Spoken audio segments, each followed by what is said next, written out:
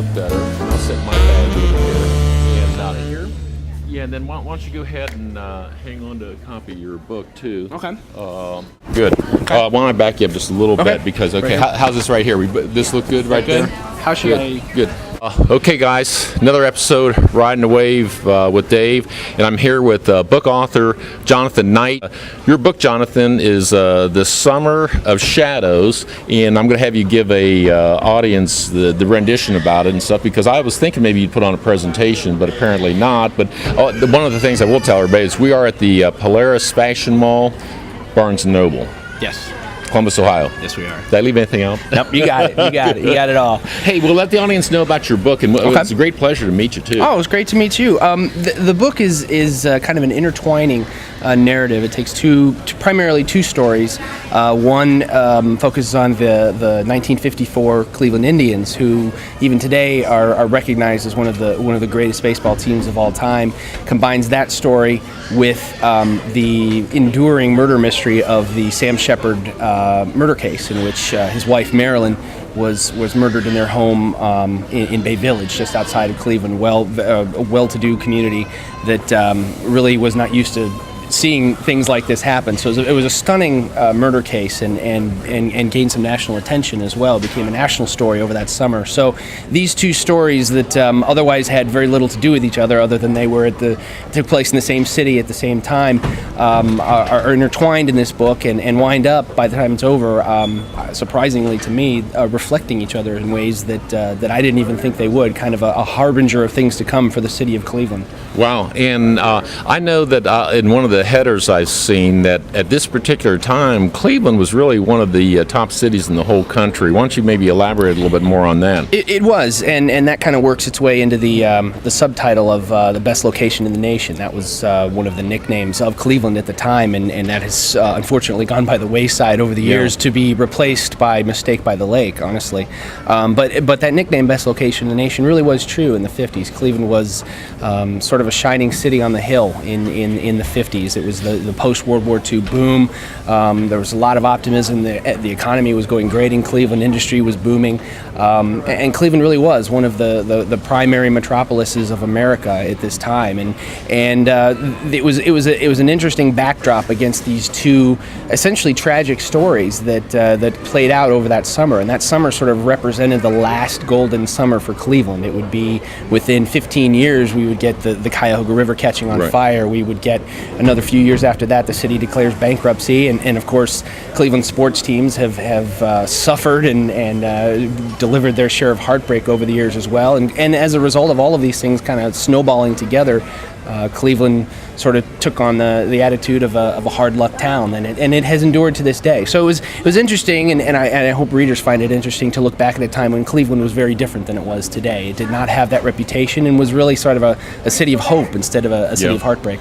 Now, let me ask you this, because obviously you're from a little bit of a different generation. What really got your interest into putting this together? Because very unique, and it's very intriguing to me. It is, and it took place, essentially 20 years before I was born. So there was no real personal connection aside from my whole family had been in Cleveland, and my parents were small children at the time that this took place, but obviously had grown up hearing stories about the Shepard case, and of course the 54 Indians have sort of lived in infamy in Cleveland after the wonderful season they had, losing the World Series in a shocking upset to the New York Giants.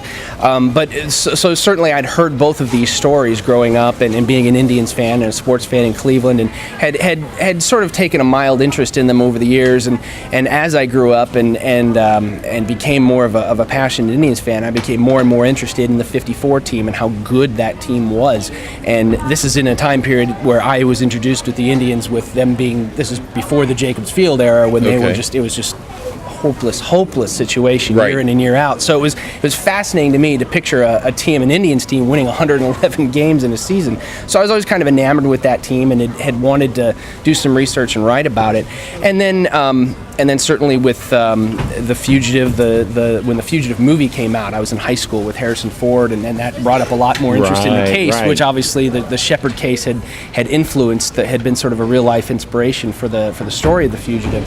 So when that had come out and sparked a lot of interest in it, obviously I kind of became more interested in it. And then when I was in college, what really kind of sealed the deal and how interested I was. The other side of the Shepard case, the legal and journalistic media law aspect of it, was hit upon in several of my classes, and I realized this is more than just an interesting, true crime story. There's a lot of meaning behind this, and a lot of very important things we can take from this, and constitutional rights, and the role the media plays, and all of these things that are still very pertinent today.